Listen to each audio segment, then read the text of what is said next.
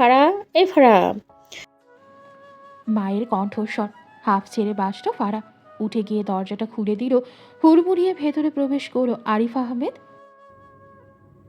কি হয়েছে মা, হঠাৎ আমার ঘরে এলে যে? তীক্ষ্ণ দৃষ্টিতে তাকালো আরিফ আহমেদ। ওপর নিচ পরখ করে বললেন, তোকে এই গয়নাগুলো কে দিয়েছে? নিশ্চয় ফারা। এগুলো খোলেনি, অথচ এখন না খোলায় জবাবদিহি করতে হচ্ছে। এখন সে করবে তো কি করবে? অস্থির কণ্ঠে বলল, মা এগুলো তো। তাসফিন দিয়েছে, তাই তো? ওপর নিচে মাথা দোলায় ফারা। অর্থাৎ তাসফিন দিয়েছে এগুলো? তেতে উঠল আরিফ আহমেদ। ব্যস্ত হাতে খুলতে নিলেন গয়নাগুলো। পড়তে হবে রে, এগুলো খুলে ফেল। ফারা তাকিয়ে আছে, কি করবে এখনো। ব্যস্ত পায়ে ভেতরে এলেন শায়লা আহমেদ। কি রে তুই শুধু শুধু এরকম অপদস্থ করছিস কেন মেয়েটাকে? ফারহা, এদিকে আয় তো। ফারাকে নিজের দিকে টেনে নিল শায়লা আহমেদ। শাসানোর সহিত আওড়ালো, ওর স্বামী ওকে এগুলো দিয়েছে, তাতে তুই শাশুড়ি হয়ে এত নাক গলাতে আসছিস কেন? মুখখানি চুপসে গেল আরিফ আহমেদের। তিনি এখনো রেগে আছে তাসফিনের উপর। দুজনের মধ্যে কথোপকথন শুরু হয়েছে। ফাঁক বুঝে কেটে পড়ল ফারা। আপাতত উদ্দেশ্য হচ্ছে কলেজে যাওয়া। বাড়িতে থাকলে একদিকে বাঘ তো অন্যদিকে ভাল্লুক। অবশ্য ভাল্লুক হিসেবে মাকে ভয় লাগছে না, কিন্তু বাঘ? তাসফিন তো কাঁচা খাবে তাকে। মেঘাচ্ছন্ন দুপুর। আকাশ জুড়ে ঘন মেঘের চাদর। সূর্যের আলো ম্লান হয়ে আসছে। চারপাশে একটা ধূসর ভাব ছড়িয়ে পড়েছে। বাতাস ভারী, যেন বৃষ্টি নামার অপেক্ষায়। পাখিরা নীরব, গাছের পাতা স্থির। আর দূর কোথাও বাজ পড়ার ক্ষীণ শব্দ শোনা যায়। সুখের একটা মিশ্র আবেশ ছড়িয়ে থাকে হৃদয়ে। জিপ গাড়িতে বসে আছে নূপুর, ঝুমুর আর মাহির। সামনে ড্রাইভ করছে সৌহার্দ্য। এই তো আর কিছুটা পথ গেলেই তারা পৌঁছে যাবে আহমেদ মঞ্জিলে। মুখ ভার করে বসে আছে ঝুমুর। তার আসার মোটেও ইচ্ছে ছিল না। ওদিকে তার পড়া এখনো শেষ হয়নি, সামনে পরীক্ষা, অথচ এখন বোঝা যায় বয়ে এখানে আসতে হয়েছে। এসব নিরিবিলি শহর থেকে দূরে গ্রামীণ পরিবেশে মোটেও পছন্দ নয় তার। ভাগ্যক্রমে আসতে হলো। কতবার না করলো সে আসবে না, অথচ রুবেনা শেখ ফোন করে কড়াভাবেই বলেছে আসতে। ওরা নাকি তাসফিনের বউ নিয়ে ফিরবে। প্রথমে অবাক হয়েছিল ঝুমুর। ওই বাচ্চা মেয়েটাকে আবার বাড়ি বই নিচে যেতে হবে। মাহিরকে চাদরে ভালো করে মুড়িয়ে দিয়েছেন উপর। সাইফুল আসেনি ওদের সঙ্গে, সে বরাবরই ব্যস্ত মানুষ। আজকেও তাই হলো। কাপড় চোপড় গুছিয়ে ছুটতে হয়েছে রাজশাহী। লোকটা তাদের খুব কম সময় দেয়। ভালো হয়েছে সে বাপের বাড়ি আছে, না হলে একা একা কোমরে মরতে হতো তাকে। শেষ 1 বছর আগে এসেছিল তারা। হ্যাঁ, তারপর আর আসা হয়নি। ফলস্বরূপ জায়গাটা ভুলে গিয়েছে নূপুর। কি রে সৌহার্দ্য, আর কত দূর? স্টিয়ারিং ঘোরাতে ঘোরাতে বলল সৌহার্দ্য। এই তো চলে এসেছি। মঞ্জিলের কাছাকাছি আসতেই গাড়ি পেছনে পার্ক করলো সৌহার্দ্য। নেমে এলো সবাই। গাড়ির শব্দ শুনে বেরিয়ে এলো স্নেহা। সৌহার্দ্যকে দেখে মনটা নেচে উঠল তার।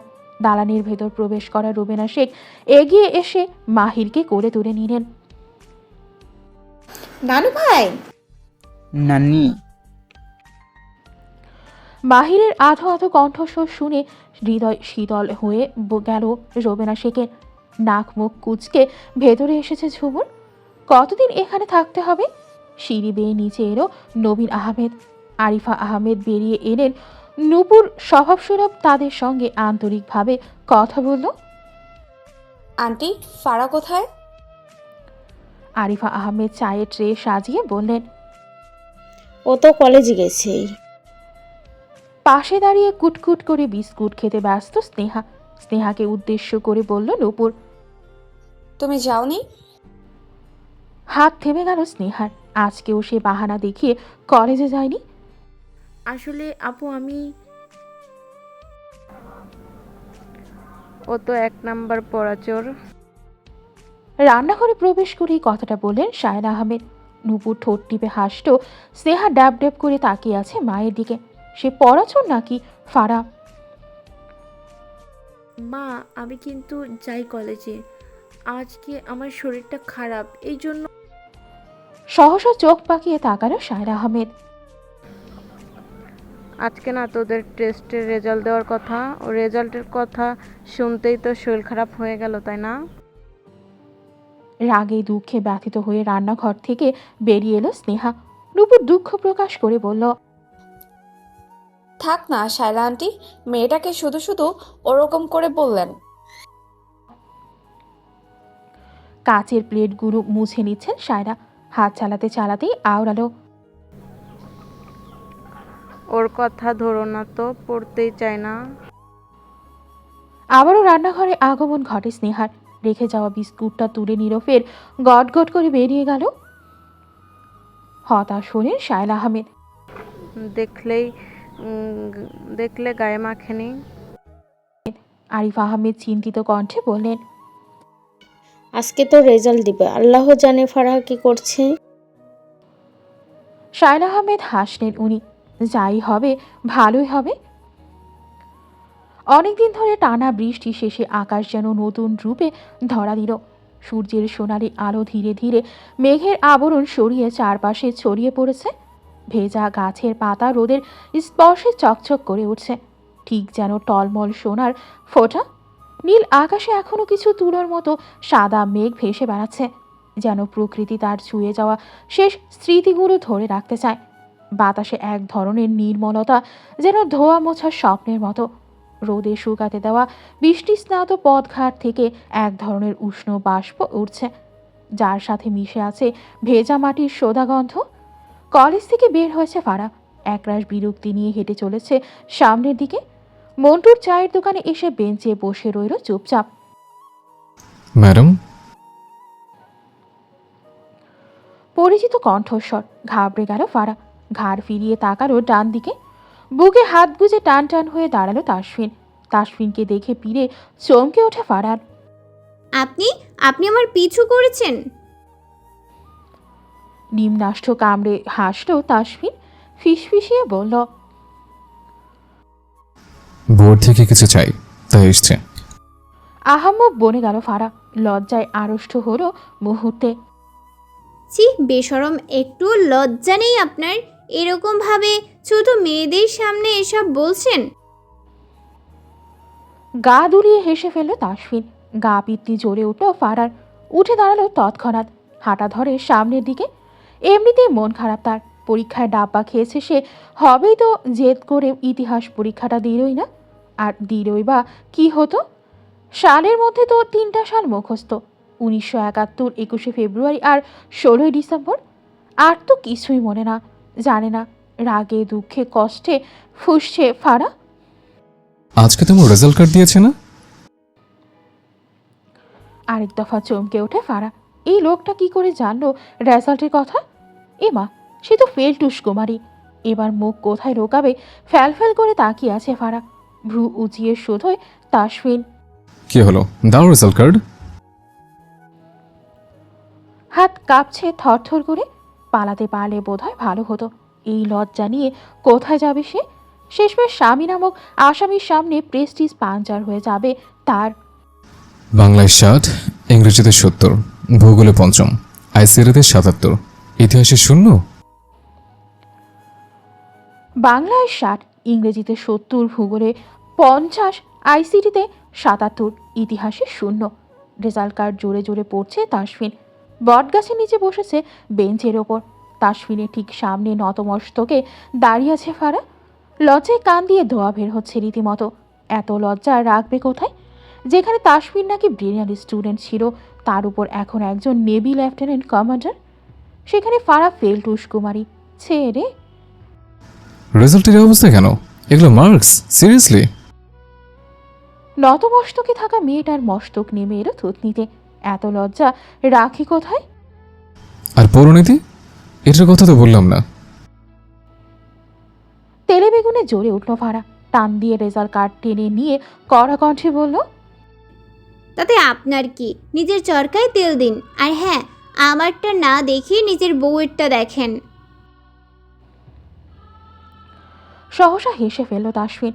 বোকা বউটা তার, সে তো তার বউ, তাহলে এটা আবার কেমন কথা বলল? অপেক্ষা না করে নিজ পথে হাঁটতে লাগলো ফারা।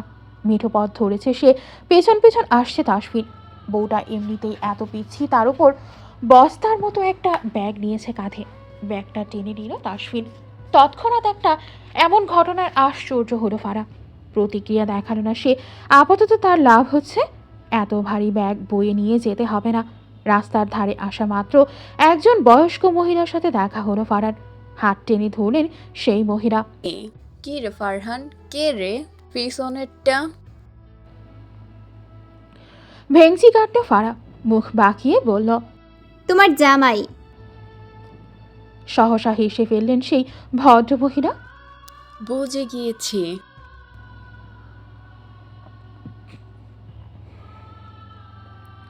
ঠোঁট টিপে হাসল ফারা। চোয়াল শক্ত করে দাঁড়িয়ে আছে তাসফিন। বউ তার যার তার জামাই বানিয়ে দিচ্ছে তাকে। আশ্চর্যের বিষয়, সময় পেরিয়ে যাচ্ছে আপন গড়িতে। সবে মাত্র 3টা বাজে। আরও কিছুটা গেলেই আহমেদ মঞ্জিলে পৌঁছে যাবে ফারা এবং তাসফিন দুজনে। ওই মহিলা কে ছিলেন? গম্ভীর কণ্ঠস্বর, সামনের দিকে হেরে দূরে হেঁটে যাচ্ছে ফারা। তাসফিনের প্রশ্ন শুনে বলল, আপনার বউ। ব্যথাতুর কণ্ঠে চিৎকার করে উঠল ফারা। পিঠে ছড়িয়ে থাকা চুলগুলো টেনে ধরেছে তাসফিন। আর একটা বাজে কথা বললে খুব খারাপ হবে।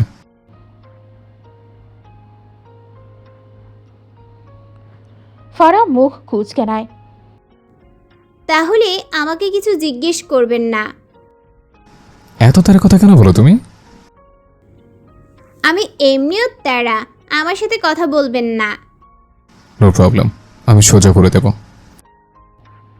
কথাটি বলেই চোখ টিপে তাসফিন চোখ পাকিয়ে তাকালো ফারা। চমৎকার হাসল তাসফিন। ছোট আঙুল টেনে ধরে ফারা শীর্ণ বদনখানি ক্ষীণ কেঁপে উঠল। আশেপাশে মানুষ থাকলে তো সাহস বাড়ে। ইস, আর একা থাকলে? পরের বাক্যটুকু বলল না তাসফিন। লজ্জায় আড়ষ্ট হলো ফারা। মনে মনে গালি দিল তাকে। আপনি এত বেহায়া কেন? বউ লজ্জাবতী লতা, তাই। চকিতে ফিরে তাকালো ফারা। তাকিয়ে রইল ক্ষণকাল, অতঃপর দৃষ্টি ফিরিয়ে ফের হাঁটতে লাগলো। দালানের কাছাকাছি আসা মাত্র কুয়া থেকে পানি নিয়ে পা ধুয়ে ছুট লাগালো ভেতরে। তাসফিন হাসল, নিজেও পা ধুয়ে দিল। এদিকে ফারা ফের ছুটে এলো। ওহে লেফটেন্যান্ট সাহেব, আমার ব্যাগ দিন। লেফটেন্যান্ট সাহেব শুনতে ভারী মিষ্টি লাগে তাসফিনের নিকটে। বউ তার বুকে আগুন জ্বালছে, কিন্তু নেভাতে যে তার কাছে আসবে সে কি তা জানে? বৃষ্টি থামার পর চারদিকে একটা ভেজা স্নিগ্ধতা ছড়িয়ে আছে। কাঁচা রাস্তাগুলো কর্দমাক্ত হয়ে উঠেছে। প্রতিটি পদক্ষেপে পায়ের নিচে চপচপে শব্দ হয়। কোথাও কোথাও ছোট ছোট জলবদ্ধতার সৃষ্টি হয়েছে, যেখানে বৃষ্টির ফোঁটার প্রতিচ্ছবি এখনও খেলে বেড়াচ্ছে। কিছু জায়গায় জমে থাকা কাদার উপরে এলাকার শিশুরা খালি পায়ে দাবাদাবি করে, আর কোনো কোনো জায়গায় সাইকেল কিংবা গাড়ির চাকার। কফি কাপ হাতে বাইরে বেরিয়ে এসেছে ঝুমুর। না, অতটাও খারাপ লাগছে না আজ। আশেপাশের পরিবেশটা নিদারুণ, আর অনুভূতিও দিচ্ছে নিদারুণ।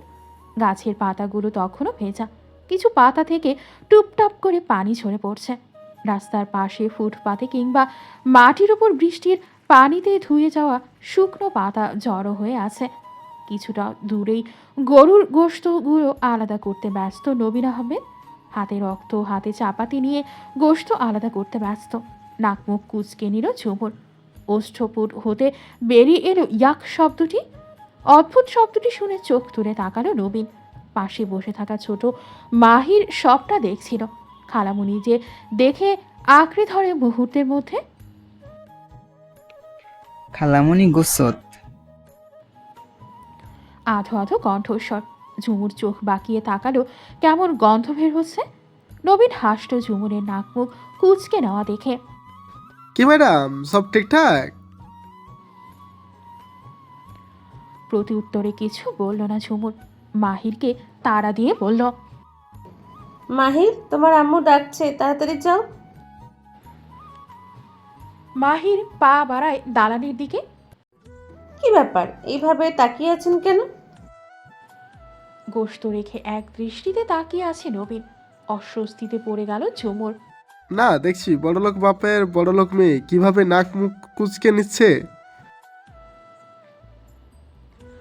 দাঁত কিরমির করলো ঝুমুর। অভদ্র কোথাকার। পেছন ফিরে যেতেই স্লিপ খেয়ে কর্দমাক্ত জায়গায় ঠাস করে পড়ে গেল ঝুমুর। মা গো! ব্যথাতুর কণ্ঠে চিৎকার করে উঠল ঝুমুর। আকস্মিক সবটা ঘটে যাওয়াতে হো হো করে হেসে উঠল নবীন। নবীনের হাসিতে চমকে ওঠে ঝুমুর। পুরো শরীরে কাদা লেগে আছে, কফি কাপটা পড়ে আছে অবহেলায়। রাগান্বিত স্বরে বলল, এইভাবে হাসছো কেন তুমি? একটা মেয়ে পড়ে গেছে, তাকে না তুলে অভদ্রের মতো হাসছো? ভাবলেশীন ভাবে উঠে দাঁড়ালো নবীন। বেশি অ্যাটিটিউড দেখালে এমনি হয়। নাকের ডগা ফুঁড়ে ওঠে ঝুমুরে। এগিয়ে এলো নবীন, হাত বাড়িয়ে ওঠাতে চাইল ঝুমুরকে। ঝুমুর কম যায় না, হাত টেনে ধরে নিজে উঠে দাঁড়িয়ে ফেলে দিল নবীনকে। হেসে উঠল খিলখিলিয়ে। এটা কি করলেন? ভ্রু কুচকে শোধয় নবীন। কোমরে হাত উঁচিয়ে দাঁড়ালো ঝুমুর। একটু আগে হাসছিলেন যে, ওইটার বদলা নিলাম। এদিক সেদিক দুলতে দুলতে দালানের ভেতরে চলে গেল ঝুমুর। আহাম্মক বনে গেল নবীন। ড্যাব ড্যাব করে তাকিয়ে রইল রমণীর যাওয়ার পানে। বৃষ্টির পর পরিবেশটা সবকিছুই যেন একটু বেশি সতেজ হয়ে উঠেছে। চারপাশের গাছপালা আরও সবুজ দেখায়, যেন প্রকৃতি নতুন করে প্রাণ ফিরে পেয়েছে। বাতাসে একটা শীতলতা, মাটির ভেজা গন্ধ আর গাছের পাতায় জমে থাকা পানির ফোঁটাগুলো রোদে ঝিলমিল করে ওঠে। নদীর পানি বৃষ্টির কারণে একটু বেড়ে গেছে, আর তীরে জমে থাকা কাদায় ছোট ছোট ঢেউ আসতে পড়ছে। গাছের পাতায় বসে থাকা পাখিগুলো ধীরে ধীরে গলা ছেড়ে ডাকতে শুরু করেছে, যেন প্রকৃতির এই বদলে যাওয়া সৌন্দর্যকে স্বাগত জানাচ্ছে।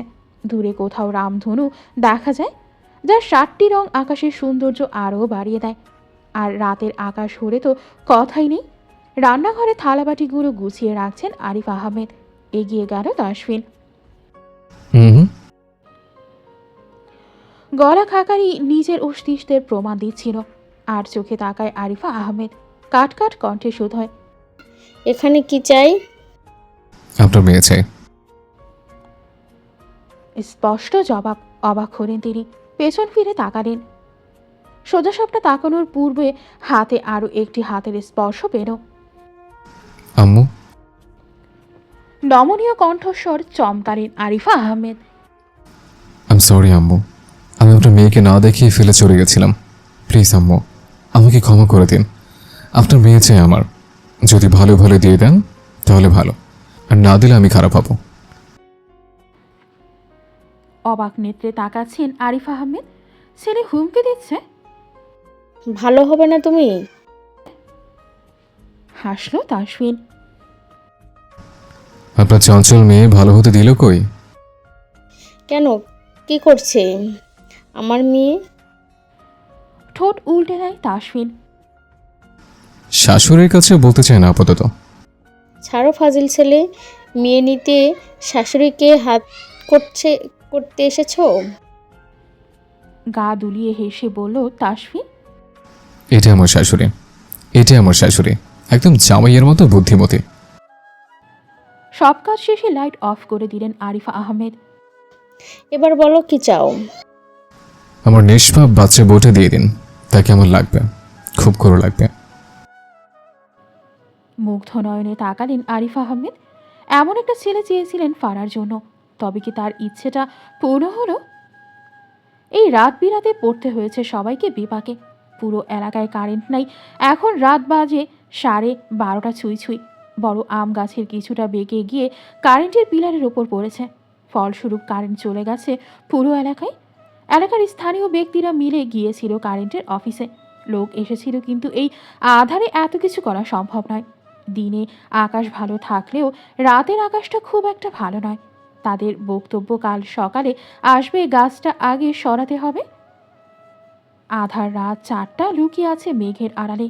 নারকেল বাগানের গাছগুলো নড়ছে বারবার। অন্ধকার দালানে কিছুই ঠিকঠাকভাবে দেখা যাচ্ছে না। রুমে হারিকেনের আলোতে আলোকিত হচ্ছে। বিছানা গুছিয়ে রাখছে ফারা। কারো পদধ্বনি কর্ণগহ হওয়া মাত্র থমকায় সে। পেছন ফিরে তাকানোর ফুরসত নেই তার। পূর্বে কেউ আঁকড়ে ধরেছে তাকে। ভয় পেল ফারা, কম্পিত সুরে শোধ হয়, কে কে কে? মিসেস শেখ, ভয় পাচ্ছেন আপনি? হৃদয় জুড়ে ছড়িয়ে গেল এক চাপা অনুভূতি। পায়ের নিচ থেকে শিরশির অনুভূতিটা অনুভব একটু একটু করে মিশে যাচ্ছে অস্তিত্বের মাঝে। নিস্তব্ধ কালো মেঘে ঢাকা রাত, আকাশ জুড়ে ভারী মেঘের চাদর, চাঁদ তারার আলো ঢেকে গেছে গভীর অন্ধকারে। বাতাসে এক ধরনের চাপা নিস্তব্ধতা, যেন প্রকৃতিও নিঃশব্দে শ্বাস নিচ্ছে। দূর কোথাও বাজ পড়ার আবছা আলো অন্ধকার আকাশকে মুহূর্তের জন্য ছিন্ন ভিন্ন করে দিচ্ছে। তারপর আবার সব কিছু গাঢ় আলোতে মিশে যায়। কেবল মাঝে মধ্যে কোনো কুকুরের ডেকে ওঠা এবং হালকা বাতাসের শো শো শব্দ কানে আসছে। মাঝে মাঝে বিদ্যুতের ঝলকানি, তার সঙ্গে মেঘের গভীর গর্জন। এমন রাতের শুনশান নীরবতা মন আগিরায় শান্তির বার্তা নিয়ে এসেছে। আঙুলের ভাঁজে আঙুল ছুঁয়ে দিচ্ছে, নাকের ডগায় সুরসুরি লাগছে ফারার। এই কেমন অনুভূতি! আজ প্রথম সেই নিষিদ্ধ অনুভূতির সঙ্গে পরিচয় হলো তার। আমার অসহ্য লাগছে, আল্লাহর দোহাই লাগে, ছাড়ুন আমায়। নৈশব্দে হাসত সেই পুরুষ। অনুভূতিটা নতুন এই রমণীর জন্যে। তবে ওর আদল পানে চাইলে যে এই নিষিদ্ধ অনুভূতিগুলো মস্তিষ্ককে ঝেঁকে বসে। টুকরো টুকরো চুমু এঁকে দিচ্ছে কাঁধের ওপর। আবেশে আখিদয় বুঝে এলো ফারার। কাঁপছে সে থরথর করে, কণ্ঠনালী কেঁপে কেঁপে উঠছে ক্ষণে ক্ষণে, ঢোক গিলছে বারে বারে। ছাড়ুন না please, say again babe, please. Say again babe. অস্তিত্ব মিশে যাওয়া এক পুরুষ যাকে চাইলেও অস্বীকার করতে পারবে না ফারা। সরে গেল সেই অস্তিত্ব। চোখ মেরে তাকালো ফারা। নতুন আরও একটি মুখাবয়ব নজর এলো তার। এক পা দু পা করে এগিয়ে আসছে তার দিকে। পিছুতে লাগলো ফারা কদমে কদমে মিলিয়ে। বুক শেলফের সহিত ঠেকলো পিঠ, হাত নত হলো মস্তিষ্ক, কম্পিত হলো ওষ্ঠ যুগল। দেখুন, আপনি যান না এখান থেকে। সে কি শুনল? হয়তোবা না। হাত ছুঁয়েছে তার বুক শেলফ। চমৎকার হেসে বলে, এখন ভয় পাচ্ছ কেন? এমনিতে তো চ্যাটিং চ্যাটিং কথা বলো। লজ্জায় ফের নত হলো মস্তক, নির্দ্বিধায় আওড়ালো, তখন আপনি দূরে থাকেন, এখন এত। কাছে বলে ভয় লাগে? কথার পিঠে থামিয়ে বলে ওঠে তাসফিন। বাইরের পরিবেশ তুলনামূলক বেশি অন্ধকার। যদি রাত, তবে হয়তো ঝিঝি পোকার ডাক শোনা যাচ্ছে। দূরে রাস্তার ধারে কুকুরের ঘেউ ঘেউ শব্দ। ঝড় বৃষ্টির শেষে মাটির গন্ধ আর ভিজে পাতার সোদা গন্ধ বাতাসে মিশে আছে। হালকা হাওয়া বইতে লাগলো। গাছের পাতাগুলো দোল খায় মাঝে মাঝে, জানালার কাছে টোকা দেয় কোনো ডাল। সব মিলিয়ে হারিকেনের আলোয় ভেতরের নরম উষ্ণতা আর বাইরের রহস্যময় অন্ধকার এক ধরনের বিপরীত অনুভূতি তৈরি করে, একটি ঘরোয়া শান্তিময় অনুভূতি তৈরি করে। হারিকেনের কমলা রঙা মৃদু আলোতে আলোকিত হয়ে উঠেছে কক্ষ। জানালার কাছে ঝুলানো সফেদ পর্দা ভোর শব্দ করে তুলছে। কমলা রঙা আলো মুখশ্রী জুড়ে ফুটে উঠেছে ফারার আদরে। পায়ের নিচে শীতলতা অনুভব করছে ফারা। বুকের দ্রিম দ্রিম শব্দটি প্রকারও হচ্ছে। আচ্ছা, ওই যে বেগতিক হৃদয় স্পন্দন কি শুনতে পাচ্ছে তাসফিন? হয়তো বা না, আবার নাও হতে পারে। হ্যাঁ, যদি শুনে থাকে তাহলে এর থেকে লজ্জার বোধহয় আর কিছু নেই, হবে না। কিশোরী বদনে অনুভূতির নতুন দোলা লেগেছে। হাতের ভাঁজে হাত মিশালো, অন্য হাত কানের পিঠের গড়ি স্পর্শ করলো গলদেশ। কম্পিত হলো সর্বাঙ্গ। অসাড় হয়ে এলো দেহ, মন, আত্মা। কানের কাছে মুখ নিয়ে ফিস ফিস করে বলল, আমার হবে? আমার হবে বাক্যটি তীব্রভাবে কর্ণ স্পর্শ করলো ফারার। আর কিভাবে তার হবে? সে তো সেই কবেই তার হয়েছিল। কিন্তু তিনি কি করেন? তাকে ফেলে চলে গেল অসভ্য লেফটেন্যান্ট কমান্ডার। অভিমানের পাল্লা ভারী হলো, সেই সাথে আঁখিপুরে জমা হলো নোনা জল। গড়িয়ে পড়ো গাল বেয়ে ফুপিয়ে উঠল ফারা। হব না, আর হতেও চাই না। আপনি আমাকে ফেলে চলে গিয়েছিলেন, ভুলিনি আমি, সব মনে আছে। বড় বলে 7 খুন মাফ হবে ভাববেন না। বক্ষে আলগোছে ধাক্কা দিয়ে সামনের দিকে এগিয়ে যেতে লাগলো ফারা। পেছন হতে বলিষ্ঠ দুটো হাতের বাঁধনে আটকা পড়ে যায়। মেধিন উদরে স্পর্শ করে সেই হাত দুটো মুখ ডোবায় কাঁধে। এই ছোট্ট শরীরে এত রাগ, উফ, ঝলসে যাবো তো।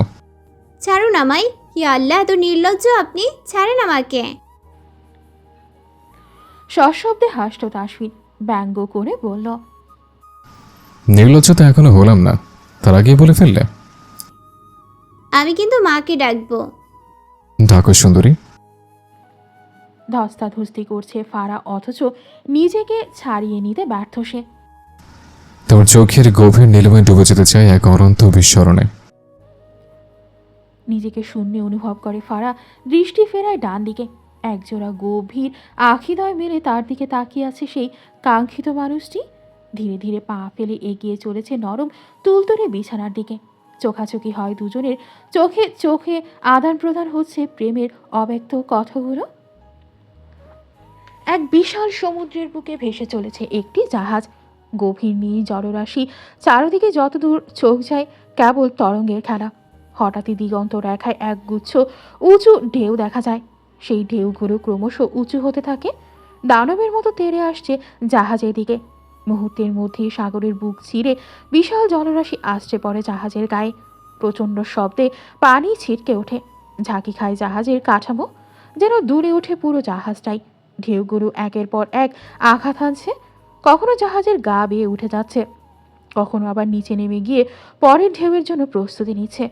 সমুদ্র পথে বিভিন্ন ধরনের অবৈধ ও বৈধ পণ্য পাচার করা হয়। অবৈধ পণ্য আন্তর্জাতিক চোরাচালান চক্রের মাধ্যমে এক দেশ থেকে আরেক দেশে পাঠানো হয়। অদূরে দাঁড়িয়ে আছে একটি জাহাজ, ধীরে ধীরে তা এগিয়ে আসছে সামনের দিকে। এই প্রান্তে টহল দেওয়া জাহাজটা আপাতত দু একজন কমান্ডারের দায়িত্বে রয়েছে। জাহাজটা কাছাকাছি আসা মাত্র থামানো হলো সেটা। ভেতর থেকে বেরিয়ে এলো দুজন লোক। একজন লেফটেন্যান্ট এগিয়ে গেলেন, ডকুমেন্টস দেখালো তারা। চোখ বুলিয়ে নিলেন তারা, ওদিকে জাহাজ থেকে বেরিয়ে আসা চোখ বুলিয়ে নিলেন লেফটেন্যান্ট, হাতের ইশারায় যেতে বললেন তাদের। সামনাসামনি যাওয়া মাত্র আরেকটি জাহাজের সম্মুখীন হলো তারা। লোক দুটো একে অপরের মুখ চাওয়াচাই করছে। বসের কথা মতো এখানে একটাই টহলদারি জাহাজ থাকার কথা, অথচ এখনো আরও একটি জাহাজ এসেছে। লেফটেন্যান্ট নাইম ইসলাম তার নির্দেশে আবারও জাহাজে প্রবেশ করলো কমান্ডোরা। ভয়ে পিছিয়ে যেতে লাগলো লোক দুটো, পালানোর বৃথা চেষ্টা চালায়। তার পূর্বেই সপাটে চড় খেলো লেফটেন্যান্ট নাইম ইসলামের হাতে। এই, এদেরকে ধরো। ভেতর থেকে একজন কমান্ডার নাকাবন্দি করলো দুজনকে। ভেতরে চেকিং চলছে। বড় জাহাজের কন্টেইনারের মধ্যে অবৈধ পণ্য লুকিয়ে পাচার করা হচ্ছে। কন্টেইনারে বৈধ পণ্য দেখানো হয়েছে ওপরের দিকে, কিন্তু আসল উদ্দেশ্য অবৈধ পণ্য পরিবহন করা। কন্টেইনারের ভেতরে খুলতেই নজরে এলো কিছু অবৈধ অস্ত্র। অবাক নেত্রে চেয়ে রইল নাইম ইসলাম। লেফটেন্যান্ট কমান্ডার তাসফিন শেখ আজকে ভীষণ কড়াভাবেই কমান্ড করেছেন যে এদিকটায় টহলদারি বাড়িয়ে দিতে। হয়তো তিনি প্রথম দিকেই আন্দাজ করেছিলেন কিছু একটা। আপাতত এই অস্ত্রগুলো সঠিক স্থানে পৌঁছে দিতে হবে, আর লেফটেন্যান্ট কমান্ডার তাসফিন শেখকে সব ইনফরমেশন পাঠাতে হবে। টুপটাপ করে বৃষ্টির ফোঁটা মাটি স্পর্শ করছে। টিনের চালে ছলাৎ ছলাৎ শব্দটি প্রগাঢ় হচ্ছে। বাইরের পর্দাগুলো বাতাসে উড়ছে এদিক সেদিক। দালানে থাকার দরুন বৃষ্টিটা অনুভব করা যাচ্ছে না। সিঁড়ে কোঠার ঘরটায় থাকলে বৃষ্টির এই সুন্দর মুহূর্তটা অনুভব করা যেত। আধার রাত অন্ধকারে তলিয়ে আছে কক্ষ। ছোটখাটো দেহের উপর শক্তপোক্ত দেহের পুরুষ আষ্টে পৃষ্ঠে মিশে আছে।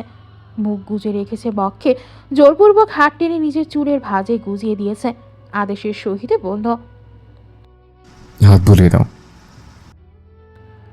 আদেশ অনুযায়ী তাই করল তাসফিন। নাক ঘষে গলদেশে। অস্তিত্ব নেই ফারার, সমস্তটা জুড়ে রয়েছে তাসফিনের অস্তিত্বের মাঝে বিলীন হয়েছে। আপনি রুমে যান না, আপনার বিছানা আছে তো। তোমার মতো নরম বিছানা নেই। আশ্চর্যের ন্যায় তাকালো ফারা, মুখ উঠিয়ে তাকালো তাসফিন। ছি। ডান ভ্রু কুচকে নিল তাসফিন। কি বুঝেছি বললে? চুপ মেরে গেল ফারা, বাঁকা হাসলো তাসফিন। বলো বলো, কি বুঝলে? কিছু না। তাহলে ঘুমোতে দাও। নাক মুখ কুচকে নিল ফারা, ছোট্ট করে বলল, আপনি কত ভারী, আমি তো চ্যাপ্টা হয়ে যাব। ওজনেতে শেখো মিসেস শেখ, সামলাজ আমার সমস্ত ভার তোমাকে বইতে হবে।